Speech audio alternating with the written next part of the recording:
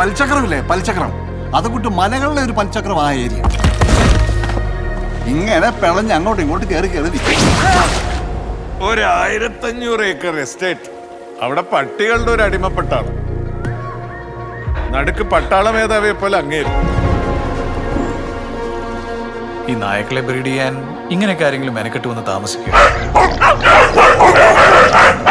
കുന്നു കയറുന്നോറും പട്ടകളുടെ ടെറിട്ടറി പോലെ ഓരോ നോറടി ചെല്ലുമ്പോഴും പെട്ടെന്നൊരു നായ കാട്ടിൽ നിന്ന് വന്ന് വട്ടം നിൽക്കും. ഇവര് വിടുന്നില്ല ചേട്ടത്തി. കേരളത്തിൽ നിന്നായാലും കർണാടകയിൽ നിന്നായാലും ഒരാൾക്കും എടുക്കാൻ പറ്റാത്ത ഏരിയയാണ്. സാറിന് ശരിക്കും കുര്യച്ചനെ അറിയത്തില്ല. വാശിയിൽ കുര്യച്ചനോളം എത്തില്ല വേറെ ആരും. ഞാൻ വന്നു കഴിഞ്ഞ ഒരാഴ്ച കഴിഞ്ഞപ്പോൾ ഒരു കൂട്ടർ കാണാൻ വന്നായിരുന്നു. ആളും പേരൊന്നും പറഞ്ഞില്ല, പക്ഷെ ലേശം പെശക ലൈനായിരുന്നു.